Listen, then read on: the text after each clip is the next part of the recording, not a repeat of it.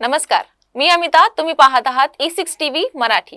आधी वळूया हेडलाईन्स कडे. बिबट्या दिसला की थेट गोळ्या घाला, वनमंत्र्यांचे फरमान. आता मानवावरील हल्ले कमी होणार का? राष्ट्रवादी आमदार अपात्रता प्रकरणाच्या सुनावणीत कोर्टात काय झाला युक्तिवाद? पुढील सुनावणी कधी? भूतानहून परतताच मोदींनी लोकनायक हॉस्पिटल गाठले. दिल्ली ब्लास्ट मधील जखमींची केली विचारपूस. मुंबई महापालिकेच्या निवडणुकीसाठी शिवसेना शिंदे गट इतक्या जागा मागण्याची शक्यता. मोठी बातमी समोर. मुंबईसह 5 विमानतळ बॉम्बने उडवणार. दिल्ली स्फोटानंतरच्या धमकीने खळबळ. स्थानिक स्वराज्य संस्थांच्या निवडणुकीसाठी भाजपच्या स्टार प्रचारकांची यादी जाहीर. कुणाकुणाचा समावेश? तर बुलेटिनच्या सुरुवातीलाच एक अत्यंत महत्त्वाची बातमी समोर येत आहे. वनमंत्री गणेश नाईक यांनी शिरूर येथे बिबट्याच्या हल्ल्यात जीव गमावलेला रोहन बोंबे, शिवन्या बोंबे आणि भागुबाई जाधव यांच्या कुटुंबियाची भेट घेऊन सांत्वन केले आहे. या भेटी दरम्यान त्यांनी बिबट्या हल्ल्यांना आळा घालण्यासाठी शासनाच्या उपयोजनाची माहिती दिली आहे. नाईक यांनी पुणे आणि नगर जिल्ह्यांसाठी बिबट्यांचा बंदोबस्त करण्याकरिता प्रत्येकी 11 कोटी रुपये मंजूर केल्याचे सांगितले आहे.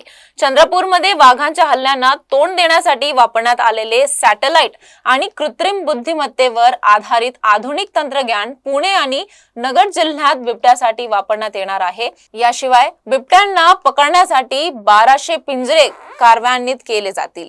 यावेळी बोलताना वनमंत्री नाईक यांनी बिबट्या दिसला तर त्याला ऑन द स्पॉट शूट करा असे धक्कादायक विधान केले आहे. लोकांच्या मनातील भीती दूर करण्यासाठी आणि भविष्यात असे जीव वाचवण्यासाठी ही कठोर उपाययोजना आवश्यक असल्याचे त्यांनी नमूद केले आहे. वन खात्याला सतर्क राहण्याचे आणि वनमंत्र्यांच्या मदतीने दक्षता घेण्याचे निर्देशही त्यांनी दिले आहे. राष्ट्रवादी काँग्रेसच्या आमदारांच्या अपात्रतेसंदर्भात सर्वोच्च न्यायालयात सुनावणी झाली आहे. या प्रकरणाच्या युक्तिवादासाठी शरद पवार यांच्या वकिलांकडून ज्येष्ठ वकील कपिल सिब्बल यांनी 2 तास लागतील असे सांगण्यात आले आहे. राष्ट्रवादी काँग्रेसच्या आमदारांच्या अपात्रतेसंदर्भात सर्वोच्च न्यायालयात आज सुनावणी झाली आहे. तर या प्रकरणाच्या युक्तिवादासाठी शरद पवार यांच्या वकिलांकडून ज्येष्ठ वकील कपिल सिब्बल यांनी 2 तास लागतील असे सांगण्यात आले. सुनावणी दरम्यान न्यायालयाने सुरुवातीला कोणत्या प्रकरणावर युक्तिवाद करणार आहेत अशी विचारणा केली आहे. या प्रकरणी जानेवारीच्या दुसऱ्या आठवड्यात सुनावणी ठेवण्याची मागणी करण्यात आली होती.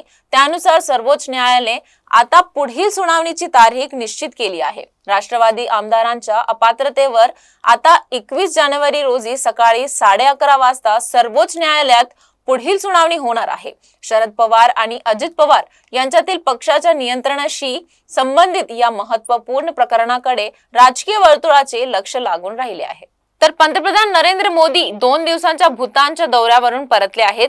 दिल्लीत विमान लँड होताच पीएम मोदी आपल्या निवासस्थानी न जाता थेट लोकनायक हॉस्पिटलमध्ये पोहोचले. त्यांनी तिथे दाखल झालेले दिल्ली स्फोटातील जखमींची विचारपूस केली आहे.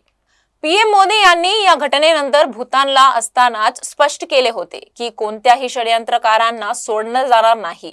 दिल्ली ब्लास्ट प्रकरणात आज पीएम मोदी यांच्या अध्यक्षतेखाली एक बैठक देखील होणार आहे. पंतप्रधान नरेंद्र मोदी काही वेळापूर्वी भूतान येथे परतले आहेत. LNJP हॉस्पिटलला जाऊन त्यांनी दिल्ली स्फोटातील जखमींची विचारपूस केली. त्यांना योग्य उपचार मिळत आहे की नाही यांचीही त्यांनी खातरजमा करीत त्यांना संपूर्ण मदत करण्याचे आश्वासन दिले आहे.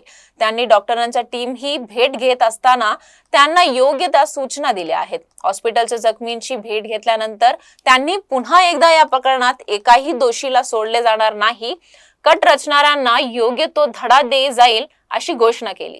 राज्यात नगरपंचायत आणि नगर परिषदांच्या निवडणुकीनंतर लवकरच महापालिकेचे देखील निवडणूक होण्याची शक्यता आहे. या पार्श्वभूमीवर आता महायुतीच्या गोटातून मोठी बातमी समोर आली आहे.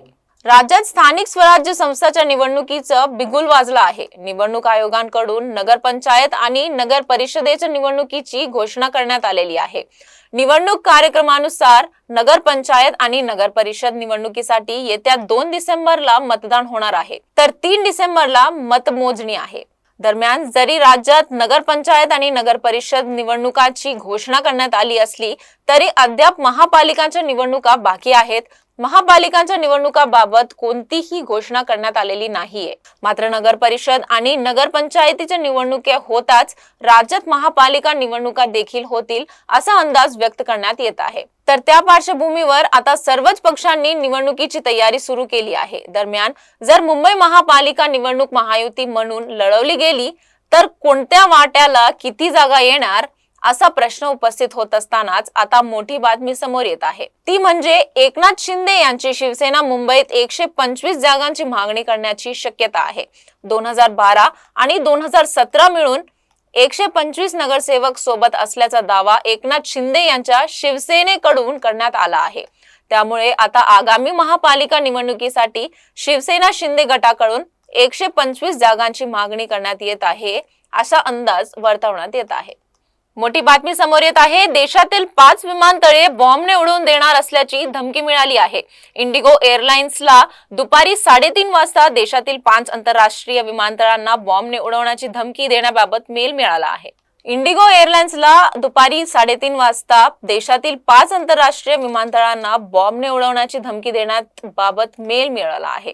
या ईमेलमध्ये दिल्ली, मुंबई, चेन्नई, त्रिवेंद्रम आणि हैदराबाद या 5 विमानतळांना बॉम्बने उडवण्याची धमकी देण्यात आली आहे। याबाबत सविस्तर माहिती जाणून घेऊयात। या धमकीनंतर आता सगळीकडे खळबळ उडाली आहे। सविस्तर चौकशी सुरू करण्यात आली आहे। मात्र हा मेल कुणी आणि कुठून पाठवला हे अद्याप समजू शकलेले नाही आहेत। या धमकीमुळे एकच खळबळ उडाली आहे। याबाबत एअर इंडिया एक्सप्रेसच्या प्रवक्त्याने म्हटले आहे की वाराणसीला जाणाऱ्या आमच्या एका विमानाला धमकी मिळाली होती। यानंतर आम्ही सरकारने नियुक्त केलेल्या बॉम्ब धोक्याचे मूल्यांकन करणाऱ्या समितीला तात्काळ माहिती दिली आहे। तसेच सर्व आवश्यक उपाययोजना तातडीने राबवण्यात आल्या आहे। विमान सुरक्षितपणे उतरले असून सर्व प्रवासी सुरक्षित आहे। आता सर्व प्रकारची तपासणी केल्यानंतर विमान उड्डाणासाठी सोडण्यात येईल। श्वसन पथके आणि बॉम्ब निकामी पथकांनीही सतर्क ठेवण्यात आलेले आहेत। कोणताही धोका टाळण्यासाठी हे पाऊल उचलण्यात आले आहे। तर वळूया पुढच्या बातमीकडे। स्थानिक स्वराज्य संस्था निवडणुकीच्या पार्श्वभूमीवर घडामोडींना वेग आला असून आता भाजपकडून स्टार प्रचारकांची यादी जाहीर करण्यात आलेली आहे। यामध्ये देवेंद्र फडणवीस, नितीन गडकरी यांच्यासह अनेक बड्या नेत्यांचा समावेश आहे। निवडणूक आयोगाकडून राज्यात स्थानिक स्वराज्य संस्थांच्या निवडणुकीची घोषणा करण्यात आली आहे। जाहीर करण्यात आलेल्या निवडणूक कार्यक्रमानुसार राज्यात 2 डिसेंबरला नगरपंचायत आणि नगर परिषद निवडणुकीसाठी मतदान होणार आहे, तर 3 डिसेंबरला निवडणुकीची मतमोजणी आहे। दरम्यान या निवडणुकीच्या पार्श्वभूमीवर आज राजकीय घडामोडींना वेग आला असून सर्वच पक्षांनी प्रचाराला जोरदार सुरुवात केली आहे।